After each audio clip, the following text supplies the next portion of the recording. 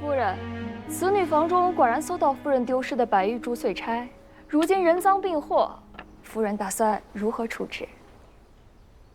我早就搬去方圆住了，之前的房子一直空着，什么白玉珠嘴的，我从未见过。哦，既不是你偷的，难道是牡丹偷了，藏在你那儿了？你放屁！总之不是你便是他，又或是你俩合谋。去，把蒋郎叫来，让他看清楚，枕边到底睡了个怎样的人。是。我是大王赐给蒋郎的，如今府中风气不正，我自当替大王料理。明明是故意诬陷，蒋军才不信。手脚不干净之人，不知悔改，还敢肆意污蔑，当掌嘴100，以示惩戒。是，我没有。哎，放开我！松开！放开我！别碰我！放开我！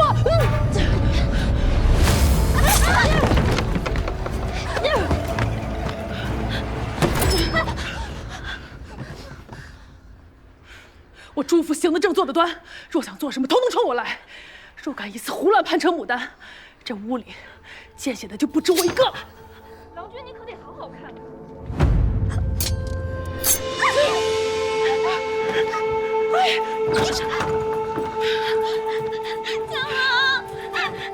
蒋郎，你可算来了！牡丹的人偷了我的首饰，我不过就是询问了几句，他便出手伤人，连着好烫，好害怕。我没有，你无凭无据，信口胡言。大夫，大夫。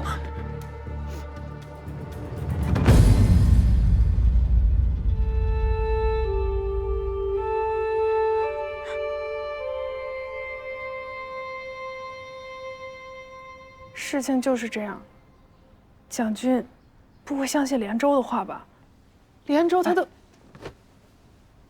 自然不会，只是因我之事，令你受这无妄之灾，实在是……没事儿，多道口子而已。你先坐，先坐。无妨吧？蒋军只要相信牡丹，我就放心了。你要是不信，坐好，你先爱惜爱惜你自己行吗？身体发肤受之父母，你这样要是让你阿娘知道了，她得心疼死。哦，也对，那我好之前就要在牡丹这儿躲躲了。抬头点。川渝对大夫可真好啊，对主子都没这么上心。我这腰伤了，也没见你说一句心疼啊。郎君的腰伤，自然要找那始作俑者去心疼。牡丹，大夫，我看看伤哪儿了？这儿，医师没有来过，会不会留下疤啊？呀，没事儿，江湖儿女多道口子，怕什么？蒋军都找人看了，用的都是御赐的伤药，别担心。都伤成这样了，你还笑得出？一点儿。事情的原委，来的时候斗金都同你说过了吧？别担心，川渝给我上药都快好了。去看看蒋军，他腰也伤了。你腰也是被连州弄伤的？不是，我这个与今日无关。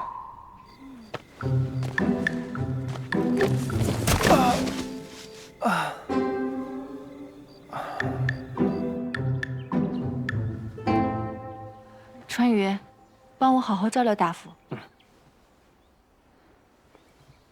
夫君，你同我来一下。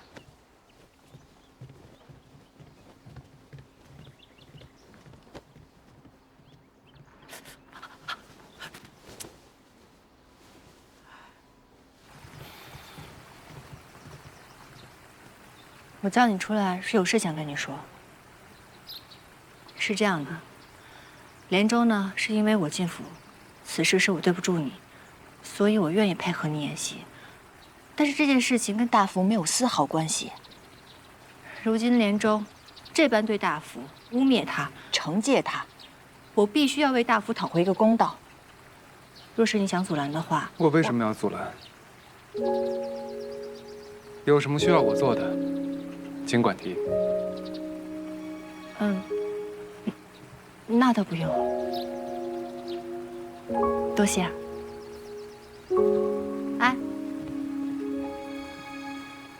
你这腰伤，是那晚背我回来的时候扭到的？那晚你都记得？我是喝醉了，又不是死了，我当然记得。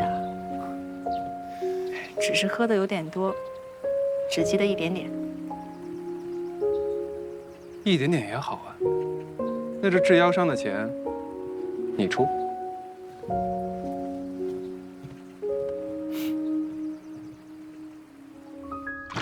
他们当真吵架了？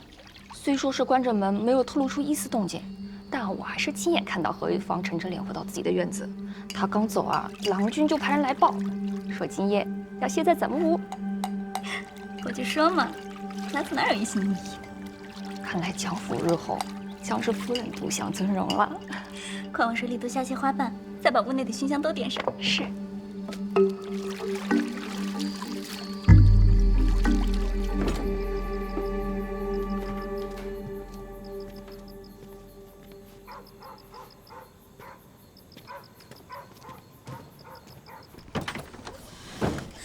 庸医，这颗疹子都治不好。夫人，这疹子发的古怪，听闻那何为芳懂些药理，说不定是他搞的鬼。夫人，一会儿郎君来了，可要让他为您做主啊。什么时辰了？戌时了。我眼下这般，若被蒋郎看到，那还如何能得宠？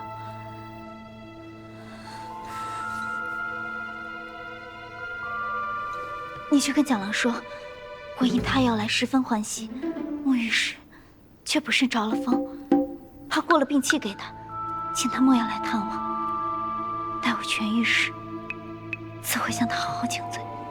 是。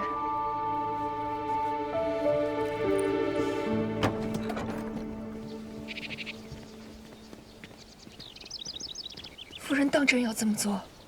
寻了几位医师，都说这病状不知其源，无法对症下药。除了去求他，还能如何？这般实在太委屈您了。忍辱负重的事，我做的还少吗？眼下第一次偷又有何要紧？只要确保我这张脸恢复如初，日后有的是机会对付他。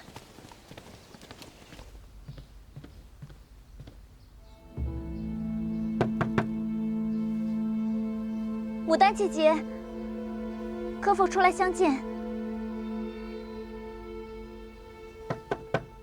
牡丹姐姐，连州夫人有何事情啊？我昨夜以花沐浴，不知为何，周身长满了疹子，奇痒无比。我知道牡丹通药理，可否为我解忧？那真是不巧，我听闻大福偷了你的首饰，现在正在调查呢。没有眉目之前，无暇应接。此事是我弄错了，朱夫娘子并未偷窃。哦，既然如此，那是夫人冤枉了大福。那大福脖子上的伤和所受的委屈，夫人应当如何弥补呢？我自会向下人解释，还朱夫娘子清白。这本就是你要做的，如何算是弥补呢？肆意污蔑，掌嘴一摆，这可是夫人之前所言吧？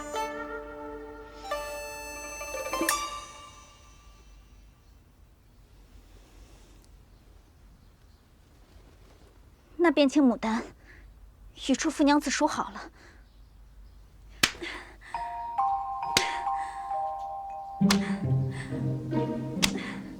你到底用了什么招，让他来认错求好？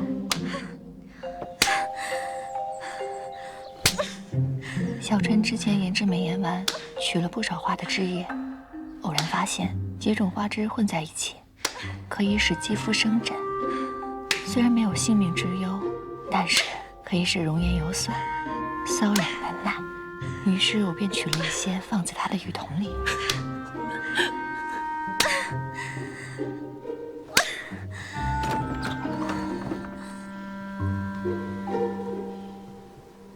偷窃是你家伙，如今下场是做法自毙，你需要作文陈情，放于正厅，向朱福道歉。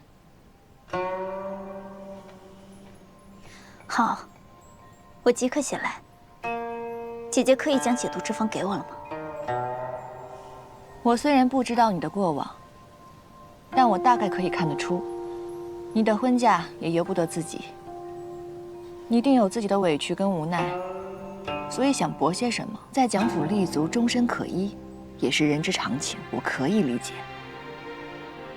我这个人一心只在生意上，不想跟你争什么。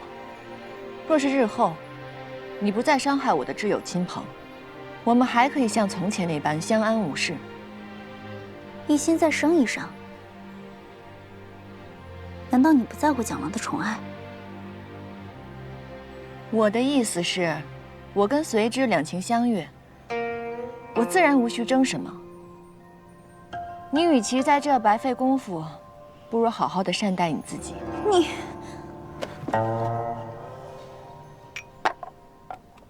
别为了一个心里没有你的郎君生气了。心火越旺，你身上的疹子便越难以消下。恩威并施，牡丹姐姐真是好手段。我们女子本来就不易，何必耍什么手段，彼此相残呢？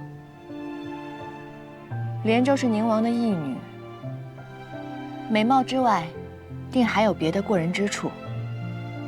除了讨夫君欢心，就没有其他什么爱做的事情了吗？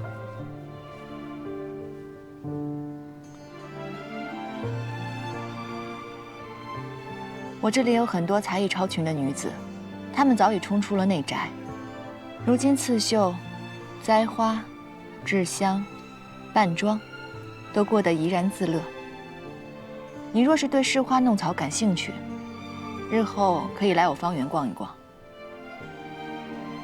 你是想让我跟你一起种花做生意？做生意有什么不好吗？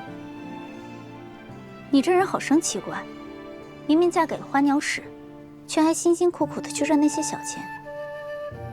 真不明白，蒋郎怎么会一颗心都扑在你这样的人身上？赚钱有什么不好啊？谁会跟钱过不去呢？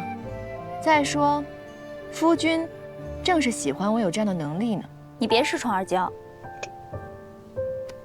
一日3次，7日后便可痊愈。我今日同你说的话，你回去好好的想一想。若是想通了，随时可以来找我。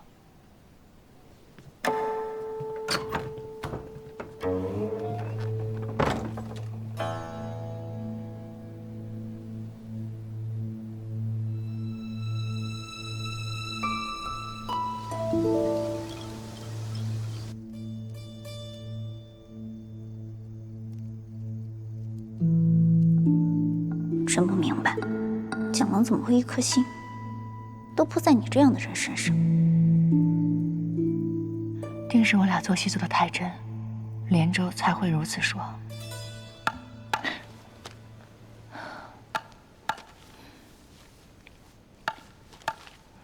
黄昏。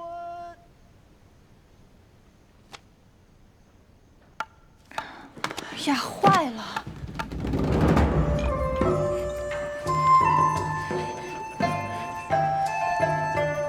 梁兄，敬你一杯。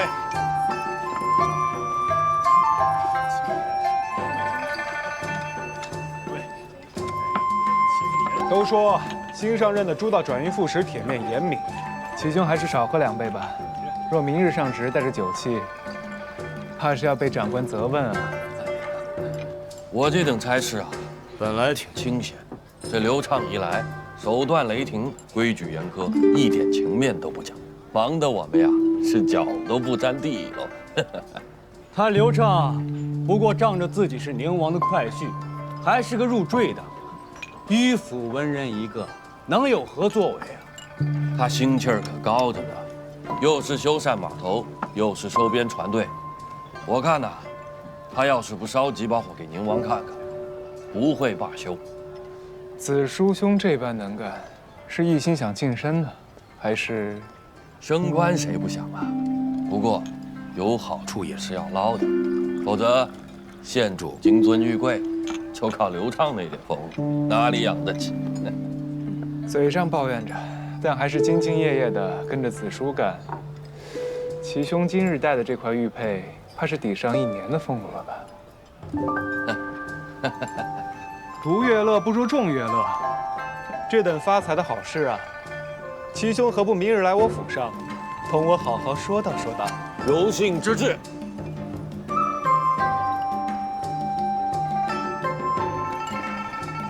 我看蒋军腰间这玉更好看呢。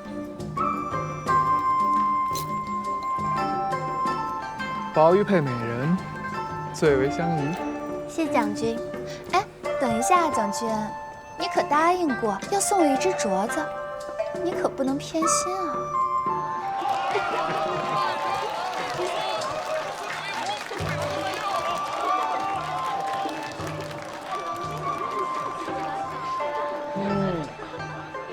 夜深了，光喝酒有何趣啊？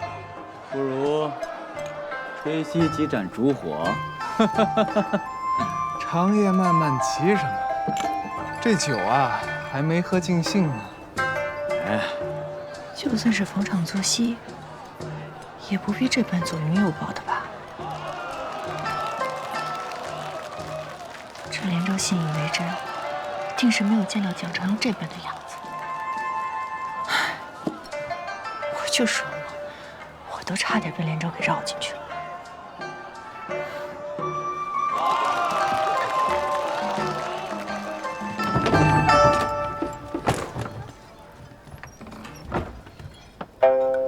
蒋随之，都深夜了还不归家？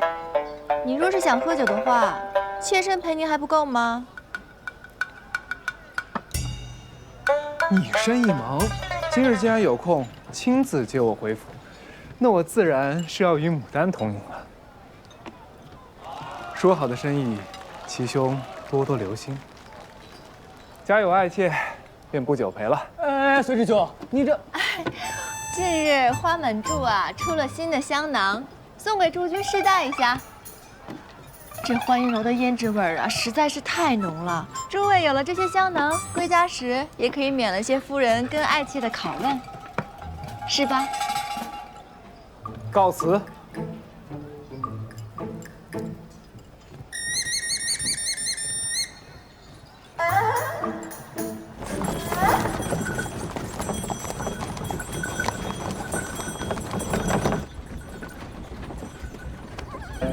怎么回事？说好虚时1刻来救我，3刻再到。你再晚些，屋里的蜡烛都要灭了。我还不是被连州吓的。哎，他面的太好了，这连州真的以为你对我情有独钟，还跟我说了一堆奇怪的话。真应该让他看看你今日左拥右抱、风流多情的样子。那糊涂之人说的话，只可当笑话听听。你没当真吧？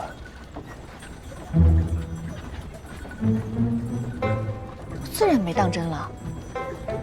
这连州只看到你对我的好，他却不知道你对我好，那是因为咱们有着过命的交情。不过也难怪，在外人眼里肯定都不明白，你一个高官为何如此善待一个小商户。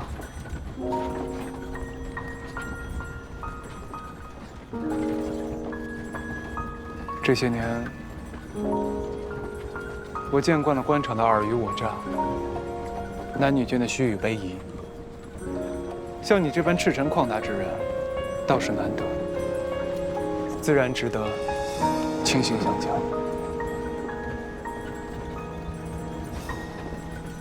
你喝醉了？怎么突然夸上我了？弄得我还挺不好意思的。你是这样的人，便经得起他人对你的好。况且，你对我也很好。你说过，知己难求，不必总是将感谢之言挂在嘴上，倒显得生分了。蒋军诚心相交，我必不会辜负你这句知己。从此以后，在我心中，除了大福小春以外，你蒋长阳就是我最重要的人。以后有什么需要，尽管说。讲小话，都知己了，我在你心中只能排第3。那自然还是姐妹重要些。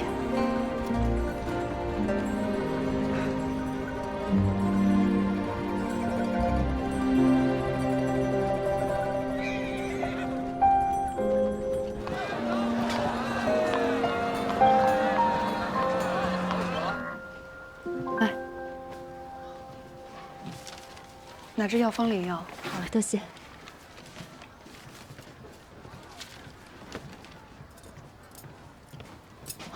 主顾送的谢礼都退还了吗？上次来看诊的罗氏特绣了此帕以表感谢，我看这也不是贵重之物，又绣了店主的名讳，不便退回，就做主留下来了。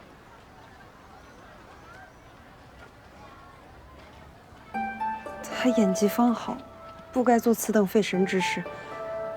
下次来领药时，我定要好好训他。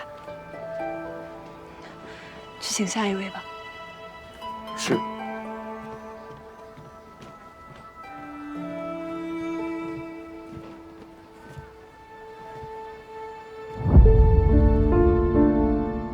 父亲，六郎，你要记着啊，春未满，何以生？是为勤。我以往也是这么教你姐姐的。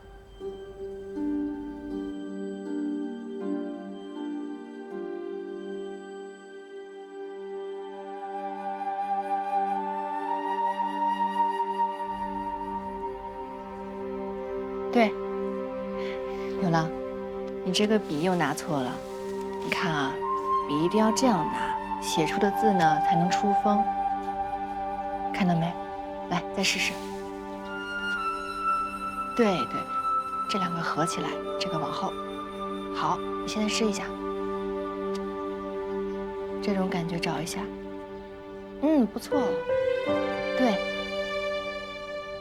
再往下。牡丹。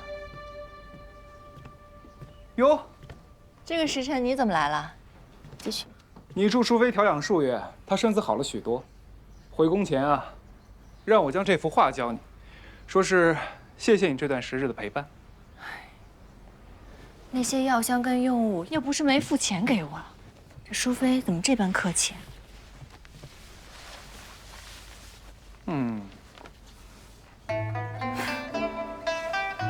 你常与淑妃策马，这马球技术也越发好了吧？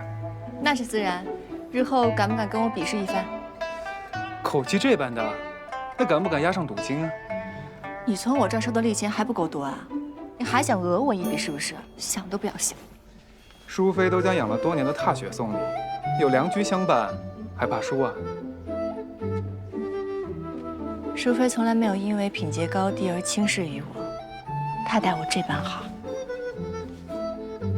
如今她回宫了，不比在别宫自在。你能不能多劝劝圣人？哪怕不能常去看她，至少让她多见见孩子。放心，淑妃离宫日久，圣人亦是十分思念，定会好好待她的。姐姐，我又写了一个字，你看看对吗？我从来没有教过你这个字，你怎么会的？日日看着方圆匾额，我于心中反复描摹，自然就会了。六郎这孩子聪慧。既然如此，我再教你一个字，方圆的圆。来，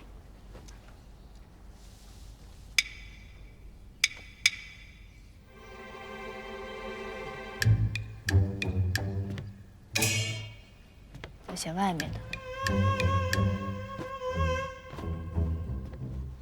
你试试。六郎悟性好，不过呢，你姐姐生意忙，也不能日日教你习字，不然我帮你寻个私塾如何？六郎不要别的老师，六郎要姐姐教我就够了。六郎只喜欢烹饪之术，不是读书的料，难有大成。六郎，并非读书为官才算成才。你若是喜欢做菜，我可以为你请一个酒楼师傅，你跟着学几年，日后自己开酒楼当店主。听说富贵楼的薛师傅今年正好打算收徒。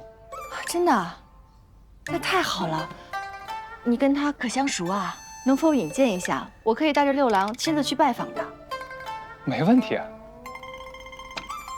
姐姐，我听说花鸟使平日里喜欢给幻云楼的美人们作画，你能不能也让花鸟使给你我做一幅？请我作画，六郎不是应该来邀我的衣袖吗？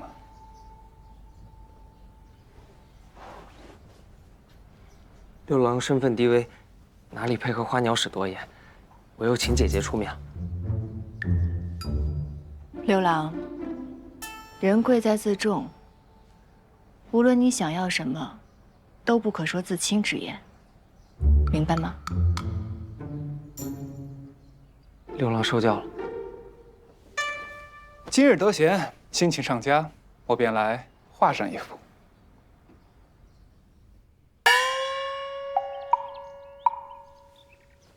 此画名为《秦六郎赏长姐夫妇恩爱图》。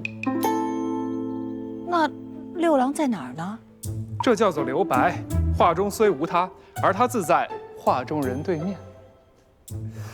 此画挂在这甚好，以后往来宾客皆知你我间谍情深，鸾凤和鸣。牡丹，小春出事了。啊！何店主救我满门，我本以为你是为了大义心存感激，我没想到你们跟小女早有结识，还教唆她行医开店。若不是花行熟客发现告知于我，我到现在还被蒙在鼓里，春儿的名节差点就被你们给毁了。我们没有教唆，小春是真心喜欢治病救人。行头，小春行医颇有天赋，连太医署的副圣手都夸赞过他。若是您强行把她留在家中，逼她嫁人生子，恐怕她会痛苦一辈子。嫁人才是女子正道。我一心为了她好，想让她找一个好的人家，而你们呢，纵她胡闹，将她往火坑里推。你们走吧，以后莫要再见我们家春儿。送客。是。长店行医都是我自己的主意，与旁人无关。家主，胡家送来的聘礼都被娘子给砸了，我们实在拦不住。你之前温婉和顺，你怎么会变成这副样子？只因我本性就是如此，先前怕您伤心，故而才装作温柔得体的样子。父亲，我不愿盲婚哑嫁，我想继续行医。女子行医为人，不止妇德有亏，正经人家都会看你不起。难道你以后永远都不想嫁人了吗？所谓良婿，若只因为我是女医便轻视于我，便已不值得嫁。你是非不分，口出狂言，就你这副样子，若你母亲看见了，九泉之下也不会瞑目的。那女儿敢问父亲一句：是母亲不够贤良吗？她的福气在哪里？只因您一句抛头露面，有辱家风，她一生被困于内宅，郁郁而终。那你是怪我？您可知她真正的喜爱是什么？您可知她的理想抱负又是什么？父亲葬送了母亲，现在又要来葬送女儿吗？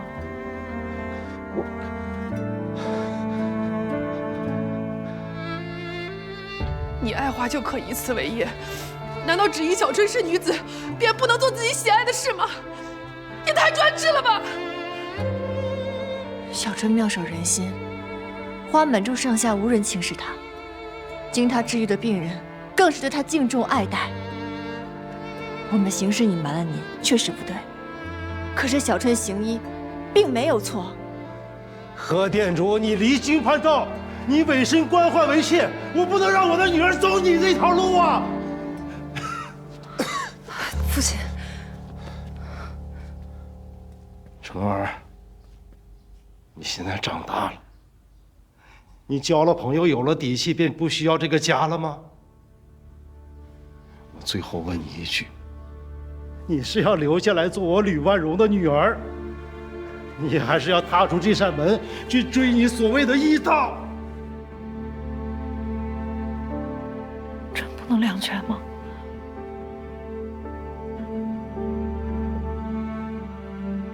不能。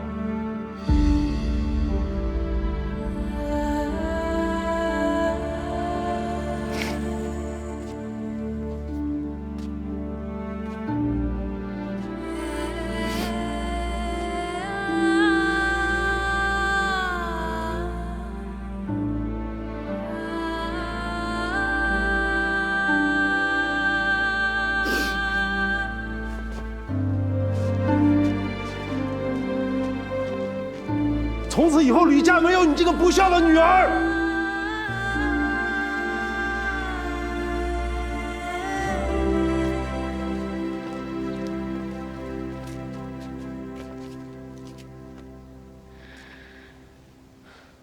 父亲曾说：“蒲公英随风而散，与家宅不及。”只因我喜欢，还是种了。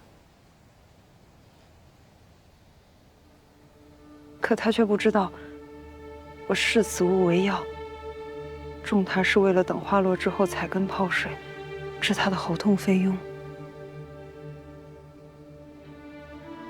可如今一语成谶，果然离散。你父亲他是因为太在乎你了，才会如此固执。小春，这几日你先到方圆去住。给你父亲一些时间，让他也好好的想一想。对，等旅行都气消了，咱们再回来。他舍不得不认你的。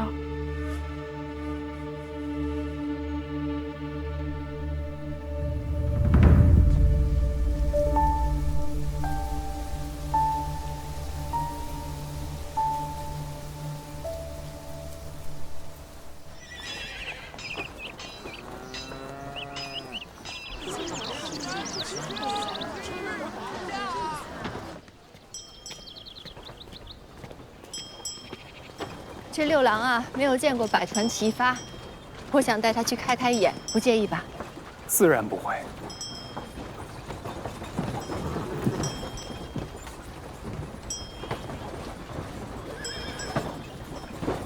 六郎不会骑马吧？要不要与川渝同乘一匹，沿途赏一赏长安的明媚春色？六郎待您一向恭敬，不知是何处得罪了您。怎么了？花鸟使不让我上此车，打发我去骑马，想是嫌我多病，怕过了病气。可我哪里骑得了那高头大马？若是不小心摔了，花鸟使就这般容不得六郎吗？斗嘴说笑怎样都行，可空口误人害你性命，不妥吧？你若想与我同车，直说便是，为何扯谎污蔑他人？这不是一个纯良君子应有的作为。六郎知错了。既然知错，还不向姐夫道歉？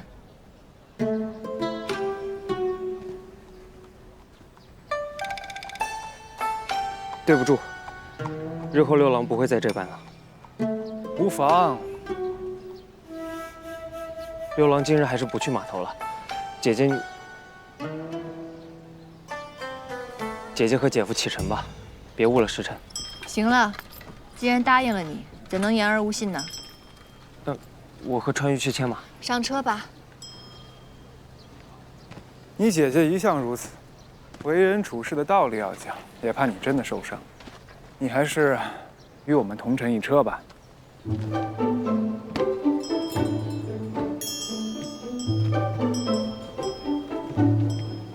不用谢，做姐夫的理应如此。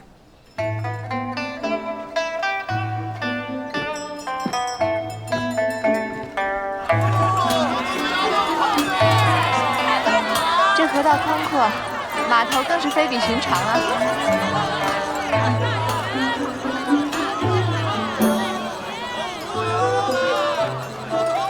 哎，六郎，你看，那有投壶迎雾的摊子，我们一起去玩吧。我臂力不足，定投不中，还是算了。啊，我明白了，川渝是卑微侍从，六郎是小夫人之弟，肯定不会愿意跟我们这种人一起玩的。并非如此，那就是愿意了。走吧。六郎，去玩吧，把东西给我。走吧，走。好好玩啊！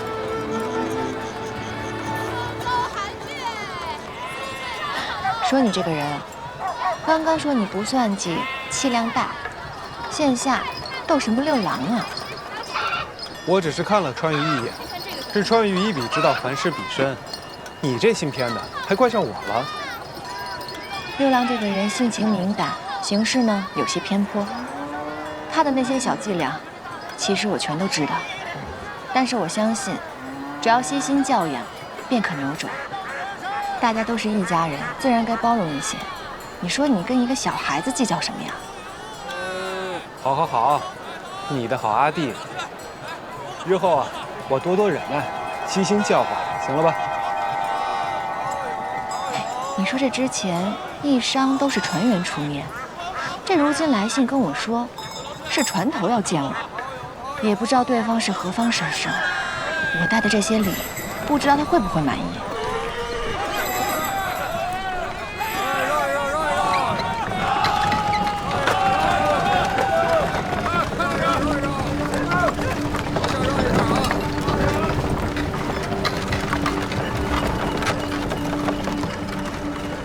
看什么呢？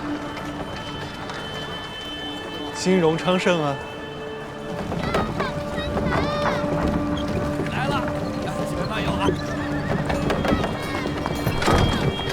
何店主，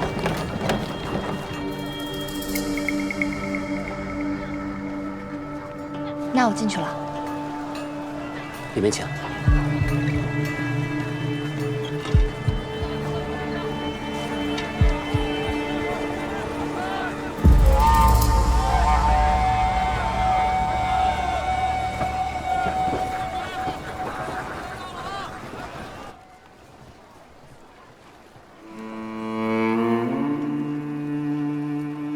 来了。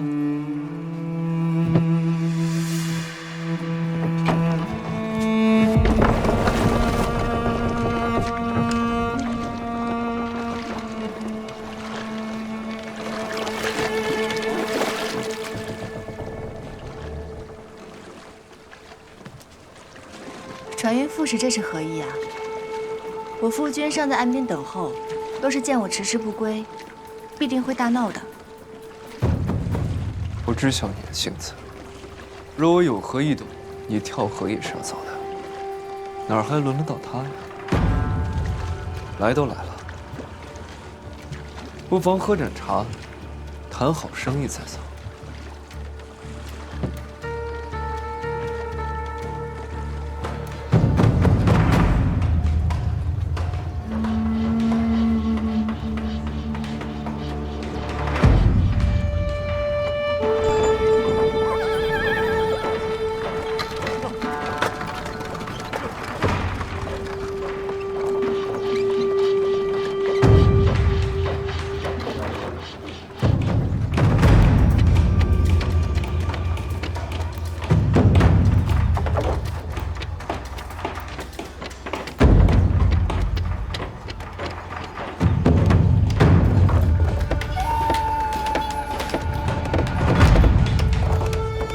宁王到底要走私何物？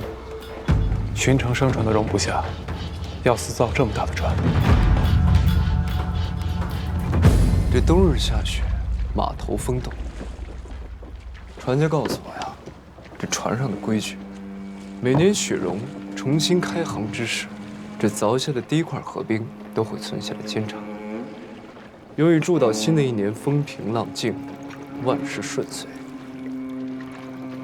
我原是不信的，但想到今日要见你，便想讨个彩头。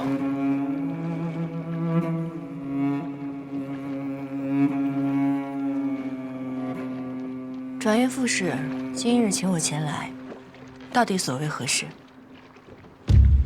许久未见故人，先叙叙旧，再谈正事。我大婚之后，便下定了决心，要办好差事，做出了政绩，再以新的面目去见你。这些日子，我决于泥拓河道，截船对广开航，尽收民心赞誉。也是因想到你，我便将这码头定为了官民两用，辟出集市，用于船员采买、商户致富、百姓便利。如今这繁荣之景，亦有你的功劳。恭喜你实现了往日愿景，不过这些政绩与我无关，反倒对你来说来之不易，还望转运副使能够珍惜。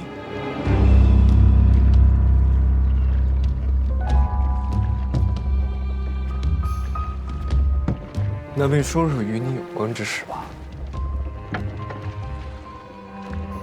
若你在此运货，可免除一应杂税，并享优先出航之权。多谢美意，不过无功不受禄，还望转运副使待我与其他商贾一视同仁。你果然还是从前那个何为芳，但我也不再是过去的刘畅了。如今我对所求之志、所求之人，有的是耐心。明年的合并，我会同你一同造落，煮茶共饮。不能结发为夫妻，但求长久相伴。寡人姬妾不守夫德。若是宁王听到你这番话，当作何感想？刘畅，我本来以为你应当有所醒悟，没有想到你不但一点长进都没有，竟还在痴心妄想。你我早已毫无关系，若是一意孤行，只会伤人害己。言尽于此，若无他事，烦请靠岸。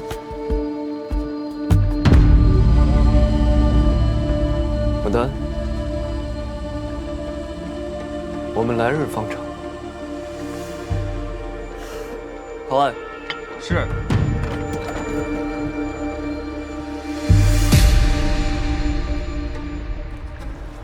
蒋军今日挺闲啊，又是陪玩，又是在这里等我，当真没有什么其他的目的？刘畅与你会面，我这做夫君的，不得好好看着。你知道是他，为什么没有提前告诉我？我只知道这个码头是他所建，谁想到他这个转运副使，竟假扮船头，私会他人娘子。别胡说了。我可没有跟他私会，我跟他清清白白的，我本是来谈生意的。礼都没送，看来谈得不顺。哎，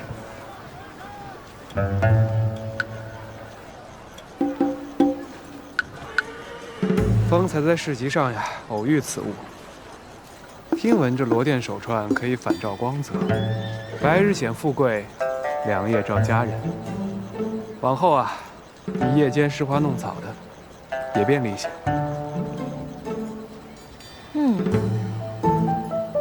这玩意儿不错，这岂不算是平民可用，又可以随身携带的夜明珠吗？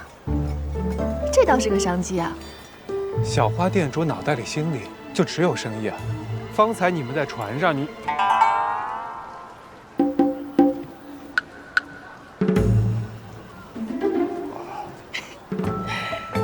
我就看着这果子没熟，还好我没吃，酸死你！何为芳，圣人都没叫我试过毒，你郎君，商户们感念您的恩德，又给您送来了一批茶饼。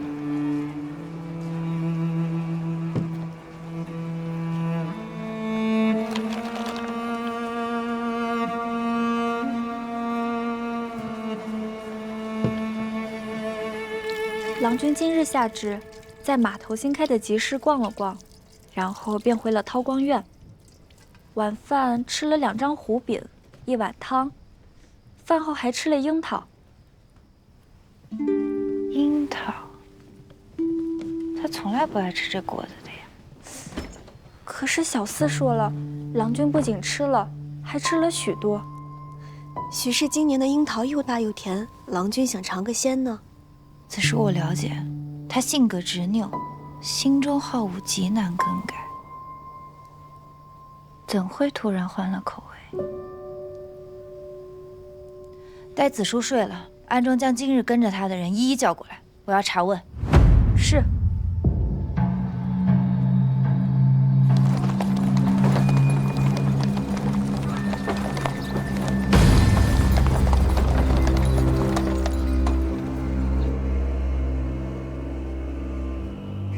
县主已经把话说得很明白了，行头究竟有何打算？县主，华满柱向来本分经营，从无错处。如今何店主与淑妃交好，又是花鸟使的爱妾，小的无能，实在不知如何处置。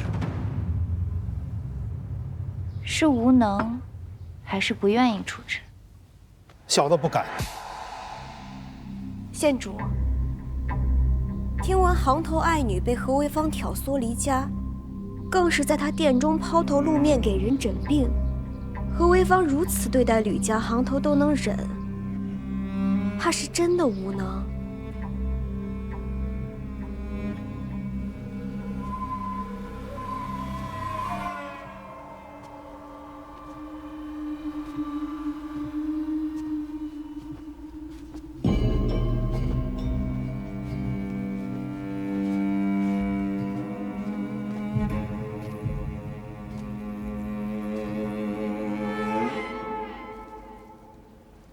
行头之位，岂能无能之辈担当啊？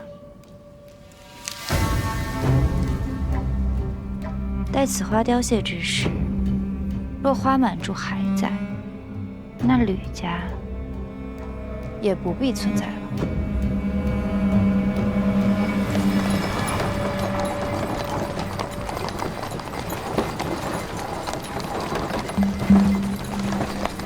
县主，县主容禀！何人放肆？县主的马车都敢冲撞！曹某乃花行中人，愿为县主分忧。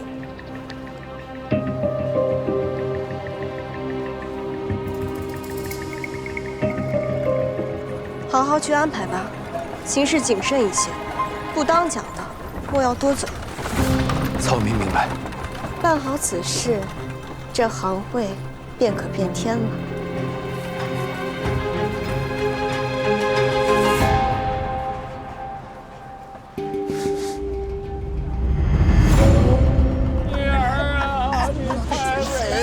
诸位，诸位，吾家小娘子吃了青书斋的云鬓丹之后暴毙而亡，无良商家制药贩家害人性命，今日必得还苦主一个公道。云鬓丹寿数百颗，从未出过事。我号过武士的脉，他的体质与云鬓丹相合，绝对不会出问题，定是有旁的原因。你一介女流哪里懂什么义理啊？你不过就是被那何为芳哄骗着来做生意，莫要一错再错了。真正害人的败类是何为芳，快出来！何为芳，害人的败类，害人的败类就是那何为芳。店主的买药绝无问题，我有证据。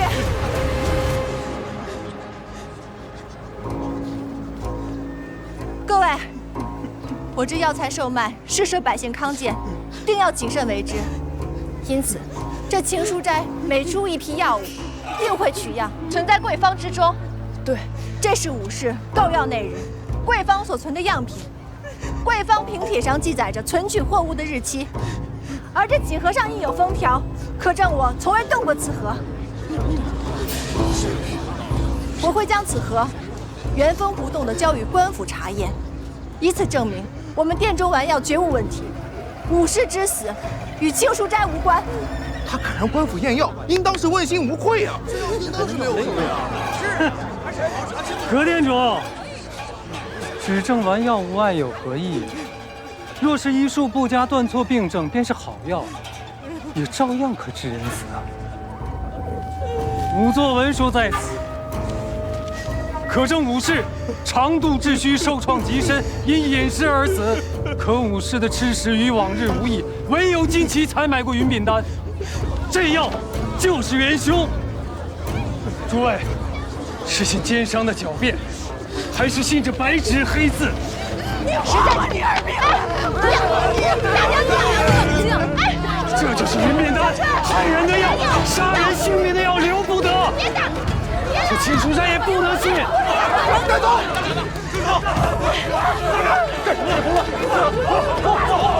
这是跟秦书家无关，错人了，这不是我们害的。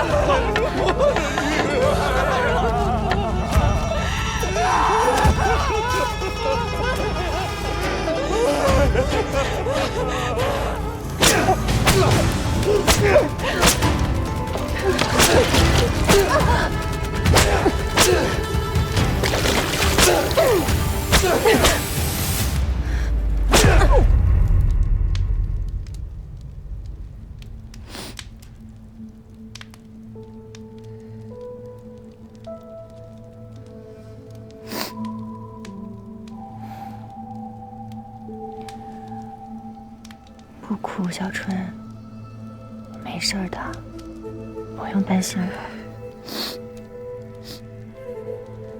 今日是我连累了你，对不起。你若是没助我开青书寨，曹玉英也寻不到这个药桶。只是不知道他背后之人究竟是谁，竟然还买通了县令。早晚都会知晓的。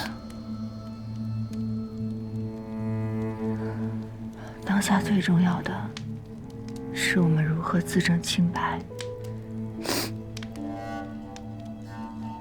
若是我能近身查看武家娘子，定能知道她因何而死。可惜眼下又被困在这儿，什么也做不了。也不知道父亲有没有听闻此事，我会不会担心？都说人在落难之际，第一个想到的是自己最在乎的人。你之前还生你父亲的气，可如今还不是最记挂着他？不哭了，等我们出去以后啊，你就回家。同他好好讲一讲，啊！不哭了。万主香，说完便走。谢谢官人。父亲，快去。春儿，父亲。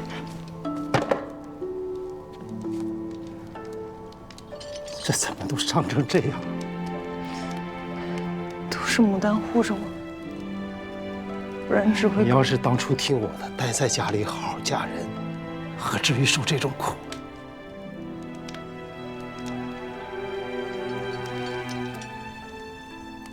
何店主在危难之际仍护住小女，吕某万分感激。只是你们女子经商，终究还是闯下了祸事。难道父亲也觉得是女儿医术不精将人害死了吗？这不重要，把你们救出去才是最要紧的。这重要，这对我而言是最重要的。今日的祸事不是我行医导致的，是有人蓄意陷害。那药方我研究数月，数百人服用，无一人有任何不适。那些素未谋面的病人都愿意相信我的医术，为何在您眼里一文不值？您为什么不愿意信我呢？您可是我父亲啊！小春，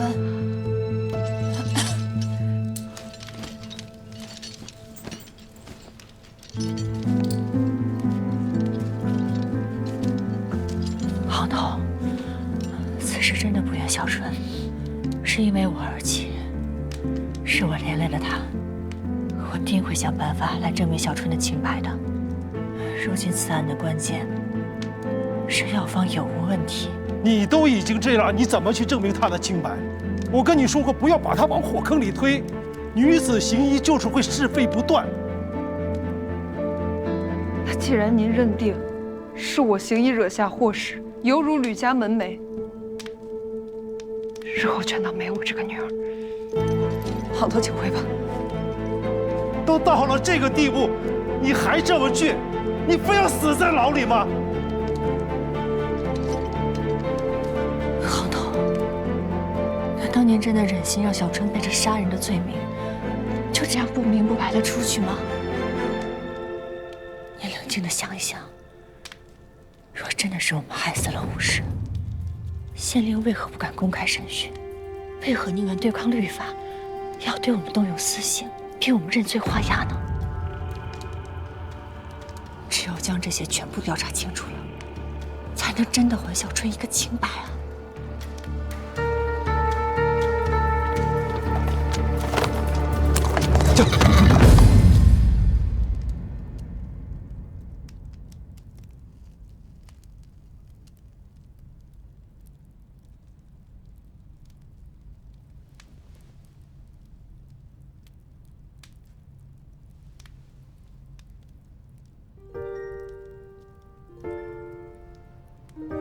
果然能夜反光泽，贾长阳没骗我。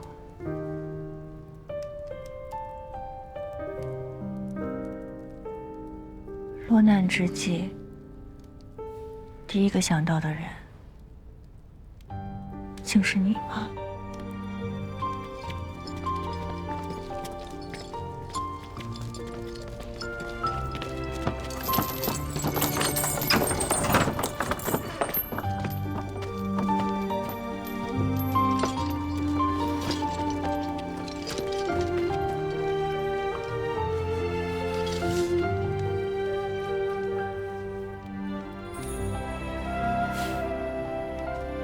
小春的父亲进来一趟，要上下打点一番，你就这么轻易的进来了？不愧是花鸟使啊！案件尚未查起，他们竟敢对你动刑，谁下的令？偌大的长安能够只手遮天，以此大罪诬陷于我，又敢不顾你的颜面，对我严刑逼供的人还能有谁呢？自然只有那一位了。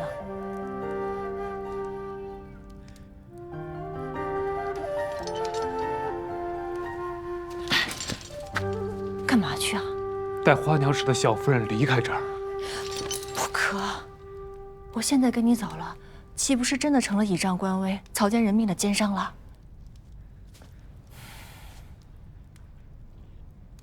县令背后有人施压，定不会秉公处置。我必须要将此案调查清楚，找到不容易辩驳的铁证上堂公审。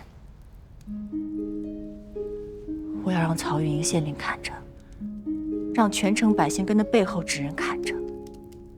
我跟小春要清清白白、堂堂正正的走出这牢房。好。不过爱妾出事，做夫君的若什么都不做，岂不可以？一定心有成算。若有什么需要我帮忙的，尽管提。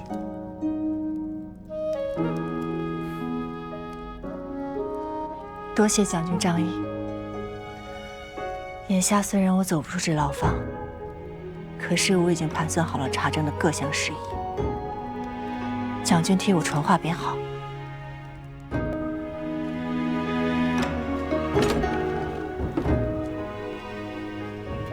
如何？蒋少卿，武士此前生产过，致其死亡的并非是肠肚之虚，而是在应当温补调养的月内之际，大量食用寒毒之物，以致落红淋漓不止，气血亏空而亡。我担心县衙的仵作被收买，换了人查验，但也未查出此症，这是为何？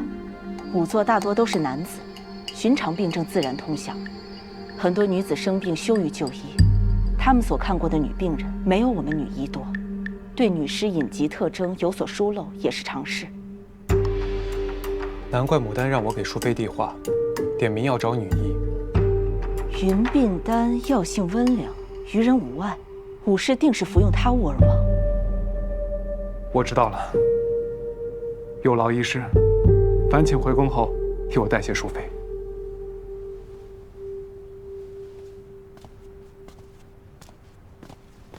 郎君，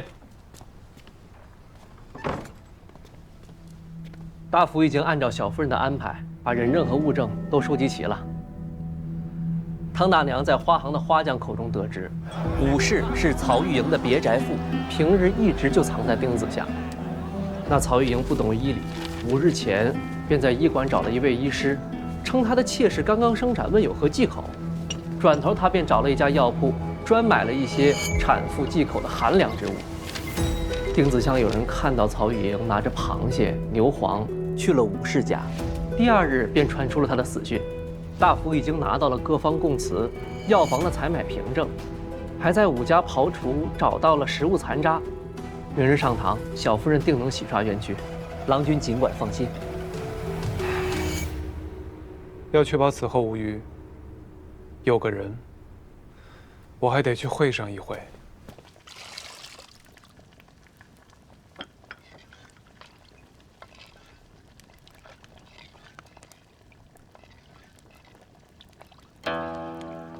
花鸟使今日怎么有空光临我宁王府？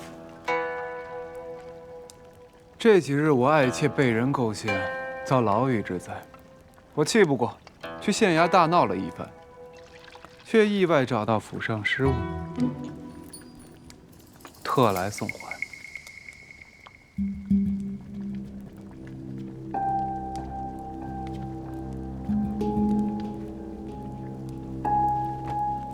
原来花鸟使是来问罪的。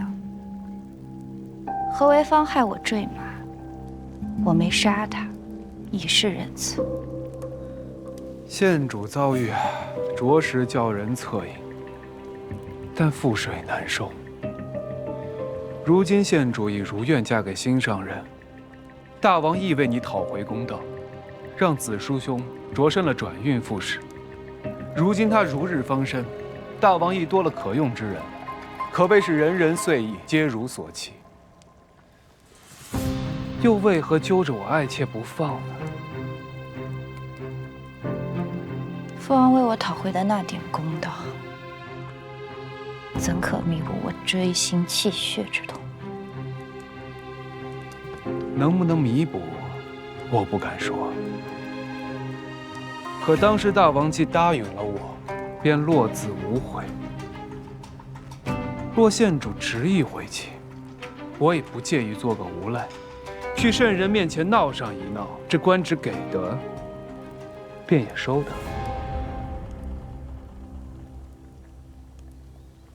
你到底要如何？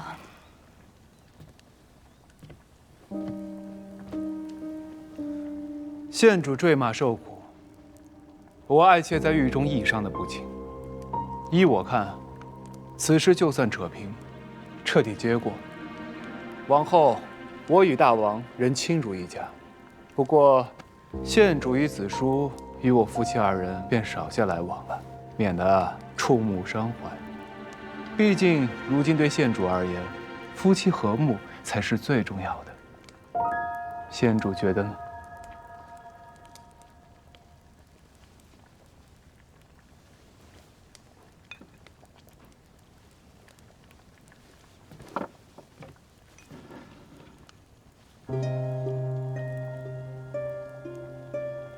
就依花鸟使所言，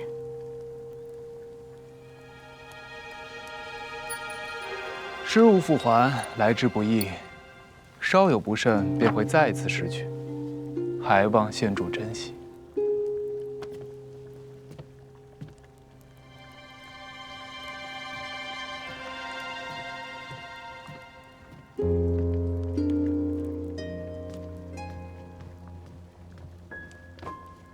县主，当真就这么放过何为芳吗？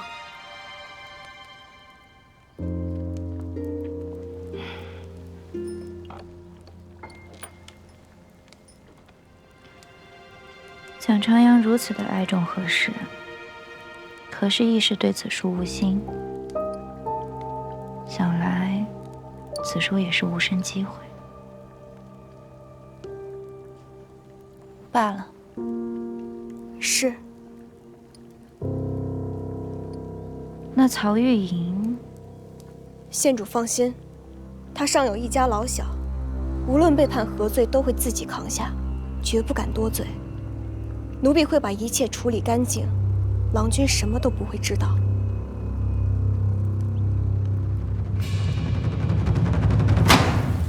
曹玉莹毒杀民女，构陷他人，证据确凿，按律当斩，秋后行刑。请书斋店主2人已查证无罪，即刻释放。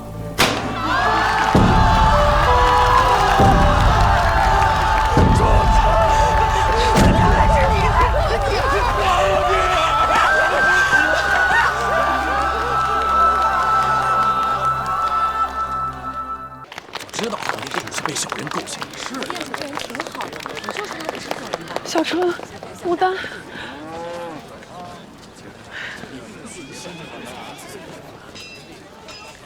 怎么伤成这样？你没事的，这不好好出来了吗？不许哭啊！这是郎君亲自找傅医师要的伤药，嘱咐2位尽快敷上。我断了补气的汤，姐姐和小春要好好休养。谢谢六郎，我们一会儿就喝。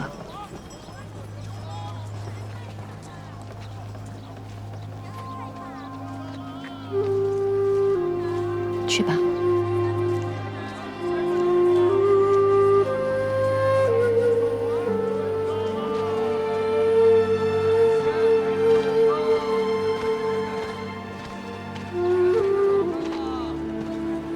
春儿，父亲，为父错怪你了。在你受难之时，我就不如外人信你。为父给你道歉。通过此事，我也知晓你的医术的确精湛，何店主也是真心待你。你真的长大了，看人的眼光比为父好。是我做的不好，明明不喜欢女工，还装作一副大家闺秀的样子，从没让您了解过真实的我。今日洗刷冤屈，理当庆贺。不说这些了，为父也不知送你什么好，只记得你说过喜欢此物。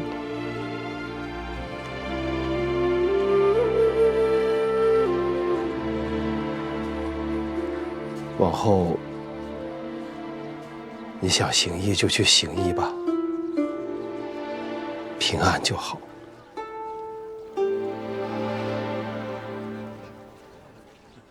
父亲，这风，哟，这风。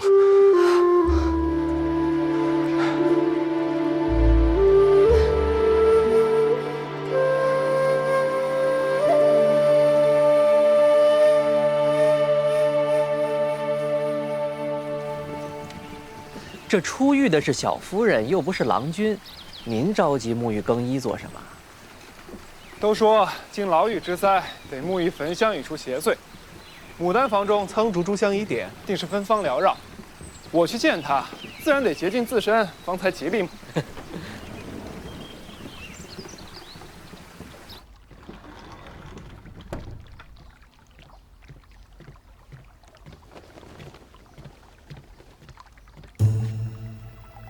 蒋郎，你怎么在这儿？这花不会是从牡丹院子里摘的吧？蒋郎放心，这些都是我出钱买的。如今，我哪敢招惹姐姐半分啊？那就好。凡事啊，讲究先来后到。这汤匙你先用，我先走了。连州整个人都是蒋郎的，还分什么你我？自我嫁进来，蒋郎从不来我房中过夜，咱俩都多久没见面了？今日上天眷顾，让我遇着蒋郎，就让连州好好的服侍您吧。连州，我同你说句实话吧，自从有了牡丹，我对旁的女子实在提不起兴致来。我知道，这段时日啊，委屈了你。一会儿你去开库房的门，里面喜欢什么呀，你随便挑，好吗？果然是大王义女，真是善解人意。走了。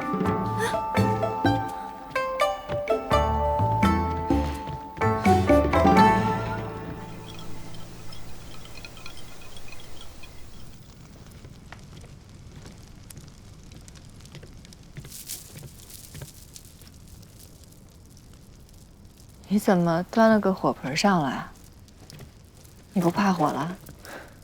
是川渝端过来的，说是能驱邪避秽，还能烘干头发。哎，不用了，我自己来就行了。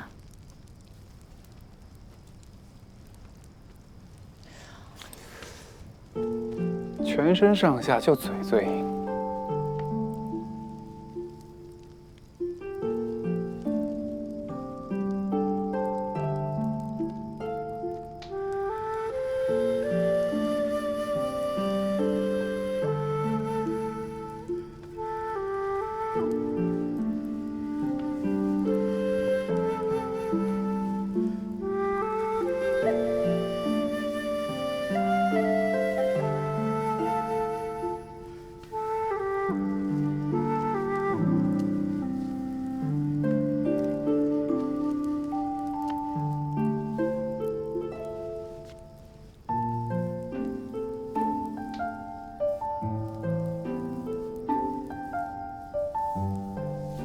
这样可有舒服些？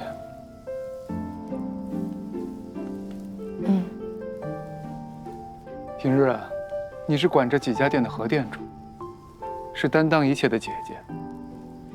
也就只有在自己家中，在忌忌夜里，才能有片刻松饭。行了行了，我们本是演戏。可如今怎么演得这般真切了？若是让天上的月老看到，会错了意，把你日后的姻缘红线全剪了，你可不要怪我。我本就无心情爱，用不着月老。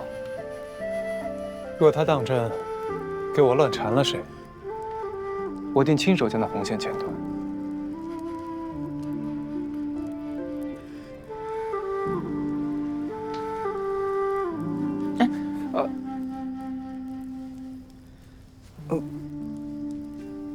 别瞪了，缠成死结了。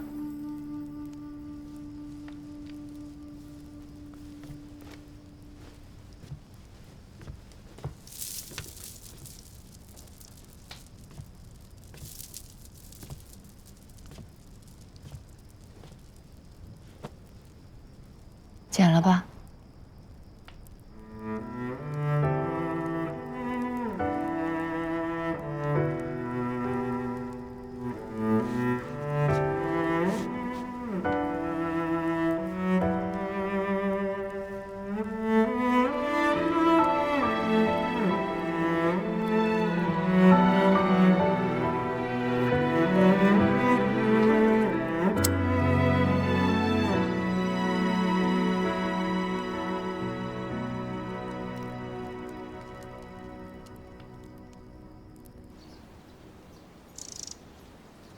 乖，啊，牡丹，哎，张嘴，牡丹，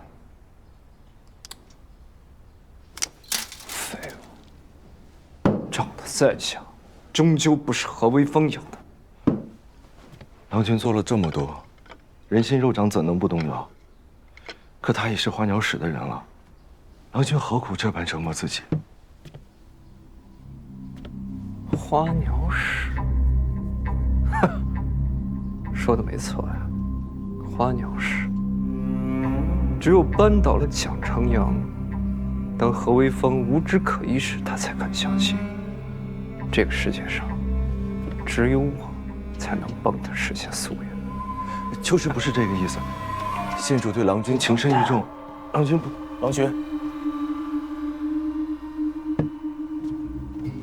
郎君。出事了。码头出现生面孔，出现过3次，属下已经派人去跟了，暂时没发现他的落脚处。那就盯紧他，查出他背后之人，别让他误了咱们的事儿。是。